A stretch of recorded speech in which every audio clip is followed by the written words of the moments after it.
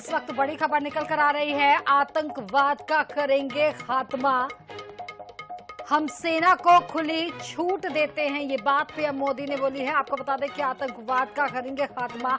कुछ देर पहले मीटिंग हो रही थी और आपको बता दें कि मीटिंग के बाद जो बातें निकल कर आई है, इस वक्त बड़ी खबर निकल कर आ रही है।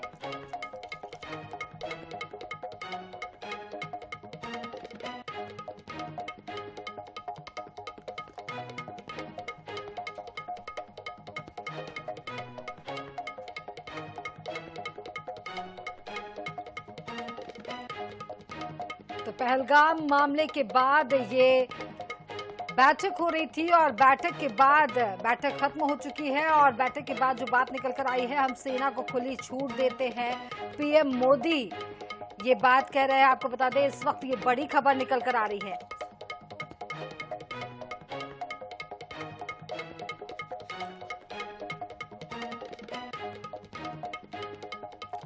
इस वक्त बड़ी खबर निकल कर आ रही है, नई दिल्ली से बड़ी खबर है, हम सेना को खुली छूट देते। ये बात पीएम मोदी ने कही, आतंकवाद का करेंगे खात्मा। नई दिल्ली की बैठक खत्म हुई है और इस वक्त ये बड़ी खबर निकल कर आ रही है।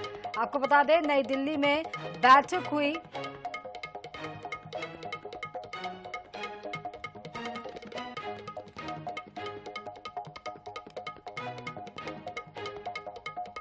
रक्षा मंत्री राजनाथ सिंह भी इस बैठक में शामिल हुए और तमाम जो रक्षा विभाग है वो भी इस बैठक में शामिल हुए हैं। बैठक में ये बात निकल कर आई है जिसमें पीएम मोदी ने कहा है कि आतंकवाद का खात्मा किया जाएगा, हम सेना को खुली छूट देते हैं।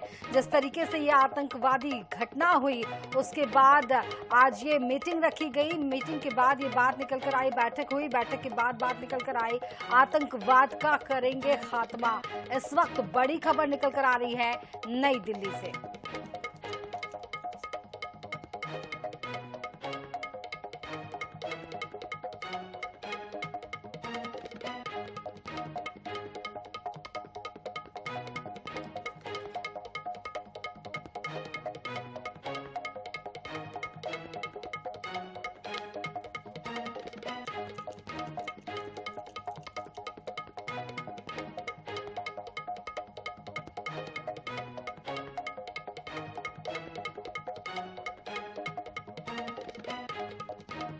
नई दिल्ली से इस वक्त बड़ी खबर।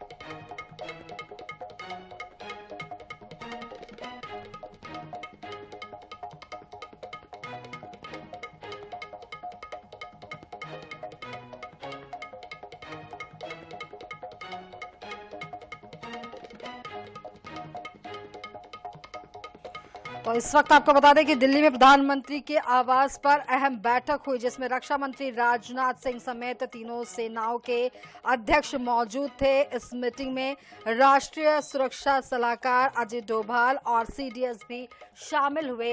ये बैठक हुई पहलगाम हमले के बाद, ये काफी महत्वपूर्ण बैठक हुई है और इसके बाद मीटिंग जो है, हाई लेवल की मीटिंग खत्म हुई है। हम सेना को खुली छूट देते हैं, ये बात पीएम मोदी ने कही और इस तरीके से ही आतंकवाद का खात्मा करेंगे। सेना की क्षमता पर पूरा भरोसा। इस वक्त ये बड़ी खबर निकल कर आ रही है नई दिल्ली से। इस वक्त ये बड़ी खबर आपको बता दें कि दिल्ली में प्रधानमंत्री मोदी के आवास पर अहम बैठक हुई है जिसमें रक्षा मंत्री राजनाथ सिंह समेत तीनों सेनाओं के अध्यक्ष मौजूद थे। इस मीटिंग में राष्ट्रीय सुरक्षा सलाहकार अजीत डोभाल और सीडीएस भी शामिल हुए। तो इस वक्त ये बड़ी खबर निकल कर आ रही है, आपको बता दें कि आतंकवाद का खात्मा करेंगे, सेना की क्षमता पर पूरा भरोसा जताया है पीएम मोदी ने। और पीएम आवास पर यह हाई लेवल मीटिंग हुई है जो अब खत्म हो चुकी है। और इसके साथ ही जो आपको बता दें कि आतंकवाद को लेकर के नई रणनीति इस बैठक पर तैयार की गई है। दिल्ली में प्रधानमंत्री मोदी के आवास पर अहम बैठक हुई जिसमें रक्षा मंत्री राजनाथ सिंह समेत तीनों सेनाओं के अध्यक्ष मौजूद थे। इस मीटिंग में राष्ट्रीय सुरक्षा सलाहकार अजीत डोभाल और सीडीएस भी शामिल हुए हैं। और कुल मिलाकर के आतंकवाद को लेकर के रणनीति तैयार की गई है। पीएम आवास पर हाई लेवल मीटिंग खत्म हुई है। हम सेना को खुली छूट देते हैं, ये बात इस मीटिंग से निकल कर आई है। पीएम मोदी ने इस बैठक में ये बात को लेकर के कही है कि सेना की क्षमता पर पूरा भरोसा है। पीएम आवास पर हाई लेवल की मीटिंग खत्म हुई है और सेना को पूरी छूट देने की बात इस बैठक में निकलकर सामने आई है। आतंकवाद के खात्मे को लेकर के रणनीतियां तैयार हुई हैं। सेना की क्षमता पर पूरा भरोसा जताया गया है। तो पीएम आवास पर हुई हाई लेवल की मीटिंग खत्म हुई है। इस वक्त ये बड़ी खबर निकल कर आ रही है नई दिल्ली से। आतंकवाद का खात्मा करेंगे। बता दें कि पहलगाम हमले के बाद जो रणनीति है वो अब नए सिरे से तैयार की जा रही है और इसे लेकर ही आज एक बड़ी बैठक पीएम आवास में हुई। इस बैठक की अगर बात की जाए तो रक्षा मंत्री राजनाथ सिंह समेत तीनों सेनाओं के अध्यक्ष मौजूद थे। इस मीटिंग में राष्ट्रीय सुरक्षा सलाहकार अजीत डोभाल और सीडीएस भी शामिल हुए हैं। पीएम आवास पर हुई यह हाई लेवल की मीटिंग खत्म हो चुकी है और इसमें जो बातें निकल कर आई है वो अब एक नई रणनीति के तौर पर सामने आएगी। सेना की क्षमता पर पूरा भरोसा यहां पर पीएम ने जताया है और हाई लेवल की मीटिंग यहां पर खत्म हुई है।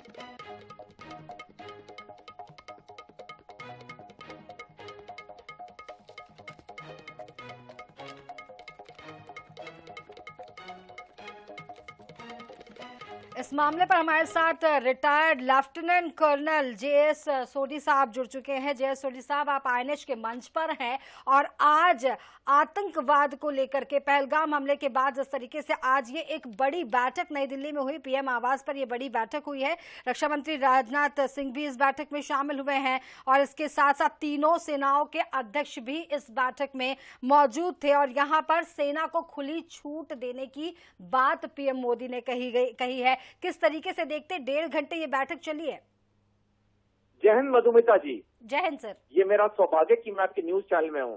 भारत सरकार ने सही और सटीक निर्णय लिया है कि भारतीय सशस्त्र बल को पूरी छूट दी है पाकिस्तान को मुंह तोड़ और करारा जवाब देने के लिए, क्योंकि ये भारतीय सशस्त्र बल ही पाकिस्तान को सबक और सीख सिखा सकते हैं। और आने वाले कुछ समय में हम देखेंगे तीनों सशस्त्र बल के अंग, भारतीय सेना, वायुसेना और नौसेना, अपने आपस में प्लानिंग करके स्ट्रेटेजी बना के पाकिस्तान पे ऐसा वार करेंगे कि पाकिस्तान के पास कोई चारा नहीं होगा बजाय इससे कि वो भारत से माफी मांगे। तो ये बहुत सही निर्णय है और इसका जो परिणाम है आने वाले समय में पूरा देश देखेगा। बिल्कुल, हम सेना को खुली छूट देते हैं, ये बात तो पीएम मोदी ने कही है और बिल्कुल जिस तरीके से ये रणनीति तैयार की गई है इस पर अमल भी किया जाएगा। लेकिन सेना को खुली छूट देने के क्या क्या मायने हो सकते हैं ये आपसे समझना चाहेंगे कि किस तरीके से सेना में छूट के क्या मायने होते, किस तरीके से सेना इस मामले को लेकर के आगे बढ़ेगी। मधुमिता जी, सशस्त्र बल को खुली छूट देने का मतलब है कि सशस्त्र बल आपस में प्लानिंग करेंगे कहां पे वार करना है, कब करना है, किस समय करना है। उन्हें राजनीतिक नेताओं से कोई अनुमति की जरूरत नहीं है, वो आपस में ही सब कुछ करेंगे और जब ऑपरेशन हो जाएगा तब वो सार्वजनिक डोमेन में डालेंगे कि हमने कल या परसों या जब भी हमने ये कार्रवाई की है। तो इस तरह से एक बार फिर भारत सरकार ने दिखा दिया कि हमारे सशस्त्र बल को पूरी तरह से वो सक्षम है, सार्थक है पाकिस्तान को मुंह तोड़ और करारा जवाब देने के लिए। बिल्कुल, पाकिस्तान को मुंह तोड़ जवाब देने के लिए यहाँ पर तैयारी की जा रही है। सेना को छूट देने की जो बात, एक बहुत महत्वपूर्ण बात है ये कि सेना को खुली छूट देना, और जिस तरीके से रणनीति तैयार की जा रही है, तीनों सेनाओं के सेनापति भी वहां पर मौजूद थे, अध्यक्ष भी मौजूद थे। काफी हाई लेवल मीटिंग है। इस तरीके की इस मीटिंग के बाद जिस तरीके का संदेश हमारी सेना को जाएगा और कितना मनोबल उनका बढ़ेगा, और कितने क्योंकि जब वो कार्रवाई करते हैं, जब वो फील्ड पर होते हैं, तो तमाम तरह की बातें उनके पास होती है, एक प्रोटोकॉल होता है। तो अभी किस तरीके का प्रोटोकॉल उनके पास होने वाला है? भारत सरकार ने एक नई अपॉइंटमेंट का गठन किया था, चीफ ऑफ डिफेंस स्टाफ, जिनके नीचे तीनों शस्त्र बल के अंग आते हैं, सेना, वायुसेना, नौसेना।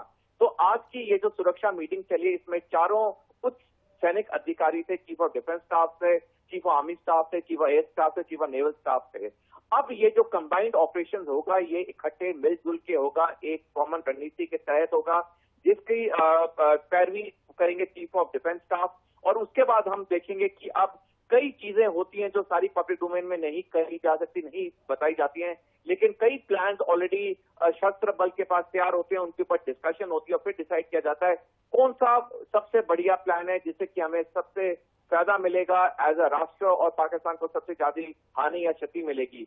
तो जब सारी war gaming, sand wall discussion होंगी, उसका निर्णय लिया जाएगा कि अब इस प्लान को हम एग्जीक्यूट करेंगे, और फिर तीनों शस्त्र बल चीफ ऑफ डिफेंस स्टाफ के नीचे मिलकर वहां पे कार्रवाई करेंगे। जी, जिस तरीके से आतंकवाद की घटनाएं, ये आतंकवाद की जो घटना अभी हाल ही में हुई है, और अब जो सेना को छूट देने वाली बात निकल कर आई है, कितना दबाव इस बात से पाकिस्तान पर दिखाई पड़ेगा? मधुमिता जी, देखिए, पाकिस्तान तो ऑलरेडी तिलमिलाया हुआ है। जिस तरह से उसके कई के फैमिलीज अपना देश छोड़ के चले गए हैं, जिस तरह से पाकिस्तानी सेना अध्यक्ष जनरल असीम मुनीर रात को बंकर में सोते हैं, अपने घर में नहीं सोते हैं, तो ये तो पूरी तरह से क्लियर है कि पाकिस्तान में तो बहुत तिल है, क्योंकि उसे पता नहीं कि भारत का वार कब होगा। और अब जिस तरह भारतीय सशस्त्र बल को पूरी छूट दे दी गई है भारत सरकार की तरफ से, तो डेफिनेटली पाकिस्तान पे तो बहुत एक असर पड़ेगा। वो ऑलरेडी नहीं उसे समझ आ रहा था क्या करना है, और अब जब उसे सेना वायु